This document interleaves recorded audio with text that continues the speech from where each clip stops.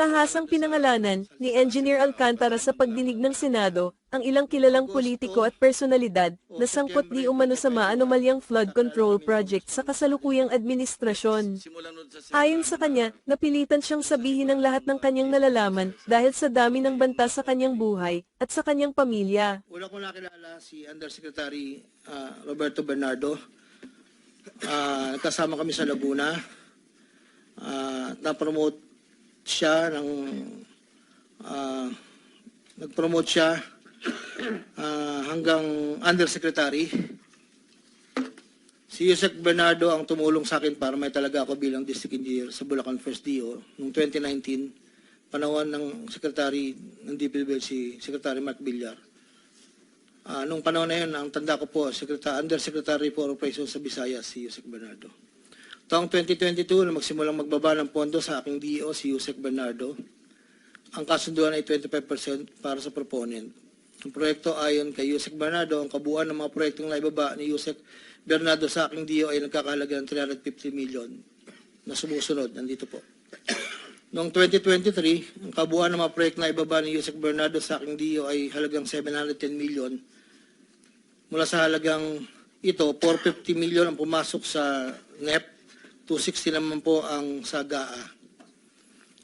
Ang para sa proponent, 25% po. At may advance ito na 5 to 15 na kalimitang hinihingi ni Yusek Bernardo kapag ganap na ang NEP base sa pagdinig sa Kamera del Representante. Samantala ang pondo ng BICAM ay may advance payment na 5 to 10 na kalimitang hinihingi matapos ang deliberasyon ng BICAM at ang balansa ay babayaran pagbuo paglabas ng GAA. Ang detalye ng mga proyekto ay nandito po. Noong taong 2024, may kabuuang pondo na 3.3 billion, 150 sa NEP, 300 million sa GAA, 2.85 sa UA. Nung naipababa ni Yusek Bernardo sa aking DO, muling nagpatuloy ang 25% na bayad sa proponent ng mga proyekting ito na binibigay kay Yusek Bernardo. Tulad ng 2023, ang usapan ay mayroon ding advance payment, depende na lamang kung ito NEP o GAA. Kaya limitang inutusan ko ang aking driver na dalhin ang proponent kay Yusek Bernardo, minsan po sa parking ng Diamond Hotel.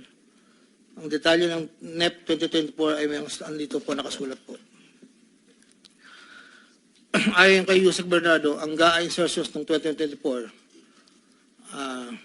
na magkakalaga ng 300 para po 300 million na para kay, sabi niya po sa akin, para kay Senator Bong Revilla, na noon ay kumandidato bilang senador para sa 2025. Sinabihan ako ni Yusek Bernardo, Henry, kay Sedbong yan, baka gusto mo tumulong sa kanya. Dagdagan mo ang proponent ko na bahala. Sinabi ko kay Yusek Bernardo, sige po boss, kaya po imbis na 25, naging 30 ang naging proponent, doon po sa 3 project na nakalagay po dito. Ang project po ay construction of flood control structure along Angat River, Sipat Section Plaridel, construction of flood control structure along Angat River, Lumang Bayan, construction of flood control structure along Giginto River, Malis Section, Giginto. Ang total po ay 300 million po. Yun po ay ayon kay Yusek Bernardo. Never ko pong nakakausap si Senator Bong Revilla. Never po.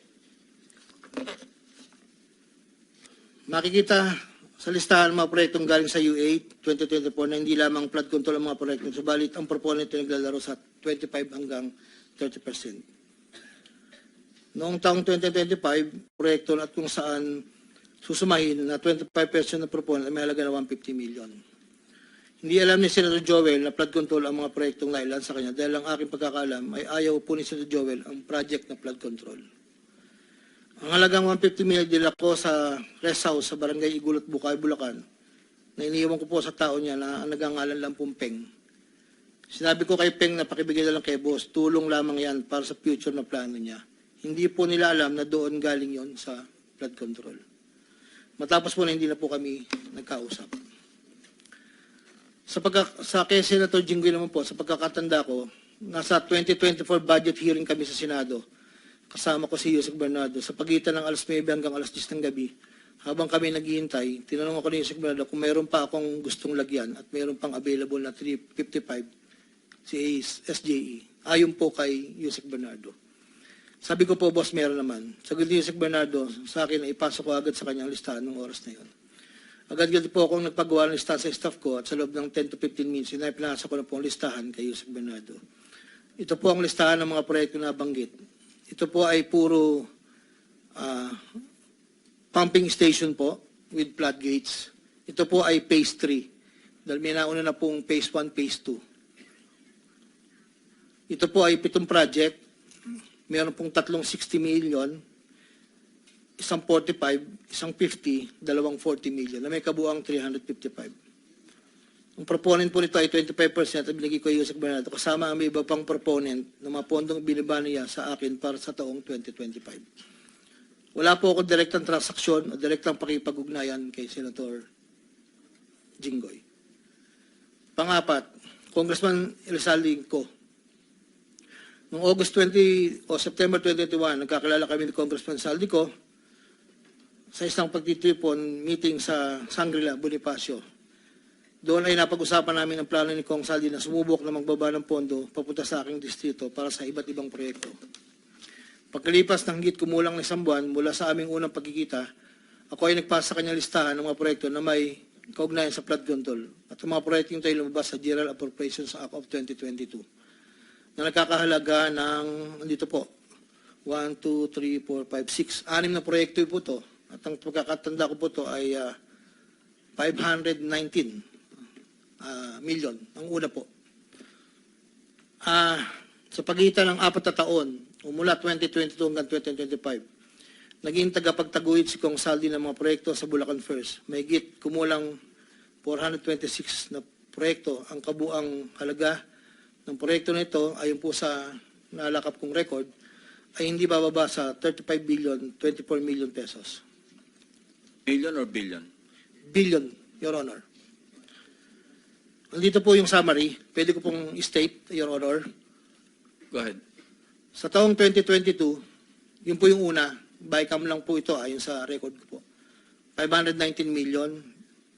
Sa 2023, 5 billion 790 sa NEP, 3 billion 250 sa BICAM, at 3 billion 890 sa UA. 2024, 5.8 billion sa NEP, sa BICAM 5.084, sa UA 3.306. Sa 2024, nagkakalaga po ng total na 14 billion 190, sa 2023, 12 billion, sa 2022, 519. Noong pong 2025, ay 7 billion 385 na lang po sa NEP. Wala na pong kasunod. Sa bawat proyekto na pinapasok ni Kong Saldi, meron akong binigay na obligasyon sa kanya para sa pondo base sa aming kasunduan. Noong 2022, ang kaniyang hinihingi na budget sa bawat proyekto ay 20% lamang po. Noong 2022. Kung makikita niyo po, Your Honor, isasabi ko na rin po ito, na yung larawan po nandun po sa, kasama po ako, na nakatayo, yung opisina, yun po yung 20% po na 2022 inaayos po namin doon sa litrato po.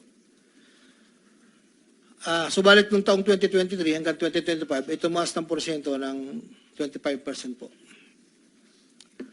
Ang pag-abot ng porsyento para kay Kong Saldi sa bawat proyekto ay kadalasang hindi isang baksakan. Ito rin ay nakadepende kung paano na ipasok o na-insert. Kapag ang proyekto na pasok sa NEP, ang unang 10% ay agarang binibigay ko kay Kong Saldi. Habang ang balanse na 15% ay paglabas na po ng GAA within 1 to 2 months. Iniipon ko muna po yan bago po ipadala sa kanya. Kapag ang proyekto naman inaipasok ng Kong Saldi sa BICAM, ang unang 10% ay binabayad sa kanya matapos lumabas ang GAA at ang balancing 15% ay binibigay makalipas ng 2 buwan mula nang maaprubahan ng GAA. Pero kapag proyekto ay naipasok gamit ang UA, ang 25% ay agarang iniipon ko pati binibigay kay Kong Saldi. Ang pambayad para kay Kong Saldi ay nanggaling sa mga advances mula sa kontratista, pero hindi na alam ng mga kontratista kung para kanino ang advance na yon. Ang pera na nakalaan para kay Kong Saldi ay dinadala sa akin. Ako naman po ang nagdadala o naghahatid na hinihinging porsyento ng Kong Saldi sa iba't ibang tao niya. Hindi ko po siya na-meet during pagdadala. Ang tao niya po ay may alias lang Paul at Mark. dahil sila po yung nag-message po sa akin through Viber, disappearing message po yun, na doon ko po dadalhin. May isa o 2 beses na dinala ko sa parking lot ng Shangri-La Hotel, Bonifacio Global City, ang porsyento ni Kong Saldi. Paminsan-minsan man, inahatid ko ito sa kanyang bahay sa Ladybug Street, Valle Verde 6, Pasig City. Mula Ortigas po, kakaliwa ka stoplight, may gate ka kanan, kakaliwa ka kanan, makikita na po yung bahay. Minsan po, inuutos ko lang po, minsan po ako po ang nagbababa. May tao lang pong tatanggap, tapos po, iiwalan ko na po. Dinagdag ko na dahil lumulobo ang pondo ng Bulacan, napag-usapan namin kong Saldi na kung meron akong pwedeng mapagbabaan sa iba't ibang district engineering office. Nang dahil dito, noong 2020 hanggang 2025, nagbaba si Kong Saldi sa sumusunod. Bulacan 2nd, 573 million. Tarlac 1st, 2023, 1.350. Sa 2024, sa UA, 1.650. Tarlac 2nd, 925. Tapos 2024, 1.25 billion. Pampanga, sa 2023, 1.125 billion. 2024, 75 million lang po. Wala pong alam yung mga tao doon na DE. Ako lang po ang kausap nila. Hindi po alam nila ay kay Kong Saldi. Dahil ako lang po, hindi ko po pwedeng sabihin kung saan nanggagaling. Ito po, ang mga iba naman pong nagbababa ay nakilala ko ang kumpanyang Pearl Star. Ngunit kahit pamilyar ako sa Pearl Star, hindi ko kilala ang may-ari nito. Naging tauhan ng Pearl Star ang kilala ko na MK. Na-meet ko po siya sa district. Meron po siyang project na isang tulay na inabutan ko before. Sa pagkakalam ko, si MK ay anak ng may-ari ng Pearl Star. Nagkaroon ng pagkakataon noong 2020 na lumapit sa akin si MK na Pearl Star na nakiusap na humingi ng listahan para sa flood control. Ayon kay plano raw nilang lakarin ng pondo para sa mga flood control projects. Ako'y nagbigay sa kanyang listahan at nalumabas naman po ito sa GA at UA. Kinaklaro ko na wala akong alam o personal knowledge kung paano nakuha ng Pearl Star ang pondo at kung sino ang kausap nila para masiguro ang pagkuha ng pondo. Hindi po ako knowledgeable doon. Basta nagbibigay lang po ako ng listahan. Ang proyektong iginawan na Pearl Star ay pinundahan mula sa National Expenditure Program at papondong itinakda ng bicameral conference. Ayon po sa record. Ito pa po, meron pong 2022, si Commissioner Mario Lipana po ay nanghingi rin po sa akin ng listahan. Taong 2023, nakapagbaba po siya sa UA ng 500 million. 2024, 400 million. 2025, 500 million. Wala akong personal knowledge kung paano nila nakuha ang pondo at kung sino kausap na. Ang listahan ng mga proyektong na ipasok ni Com Lipana ay nakalakip sa sinumpang salaysay sa annex po. Andito po lahat yung detalye. Nabanggit po nung nakaraang hearing, former Congressman Mitch Kaayon, noong taong 2021, nakilala ko si isang pagtitipon, hindi ko na po matandaan, alam ko po birthday, na noon ay Yusek pa po, ang pagkakatanda ko. Dito ay nakapag-usap kami at tinanong niya kung pwede siya magpababa ng pondo sa aking DO. At sinagot ko naman na, opo, pwede po. Noong taong 2022, nakapagbaba ng halagang 411 million sa GAA, si Yusek Mitch, na may usapan kami na may gastos na 10% lang po. Hindi niya po pinakailaman yon, sabi niya, bahala ka na. Kung sino man ang mananalod contractor niyan. Noong ikapat na pagdinig ng Senate Blue Ribbon Committee hearing, may dalawang larawan na pinakita ang chairman ng Senate Blue Ribbon Committee, Senator Pampilo Lacson, kay Engineer Bryce Hernandez. Isang larawan sa isang lamesa na puno ng pera at doon ay makikita ang aking presensya na kung saan ay nakasuot ng blue na shirt at ito ay sa conference room ng lumang opisina namin. Para po sa kalaman, lahat po ng pera na yon ay para sa BICAM ni Kong Saldi. 519 million na may 20% proponent noong 2022. Ito po ay galing sa iba't ibang mga kontraktor na nakuha ng mga proyektong naipababa ni Congressman Saldi. Ang pangalawang larawan naman po ng pera na nakasalansan sa isang bilyaran ay para sa proponent ng 2023 na 5.79 billion na dadalhin namin kay Kong Saldi na sa aking pagkaalala ay nagkakalaga ng 579 bilang 10% advance payment. Aking nireserba ang aking pagpasa sa karagdagang sinumpang salaysay kung sakaling ito ay mabibigyan muli ng pagkakataon. Ginagawa ko ang sinumpang salaysay na ito upang pakita ang aking kusang loob na pakipagtulangan sa isinasagawang bisyo sa Senado, sa House of Representatives at iba pang ahensya ng pamahalaan, kaugnay ng mga anomalyang proyekto ng DPWH, at upang matuluyang palagutin lahat ng mga taong sangkot. Ilan po, Your Honor. Pwede bang pirmahan mo yung sinumpang salaysay para maibahagi sa mga miyembro ng committee ito nang sa gayon, mamaya kung mayroon silang gustong tanungin, at least pirmado mo yung sinumpang salaysay. Your Honor, dahil in good faith po ako, kahit wala po akong inaasahan pa kung ano ang mangyayari sa akin, I will sign this. Nagpapatunay na ako po ay willing po makipag-cooperate. I will sign this one po. Salamat po.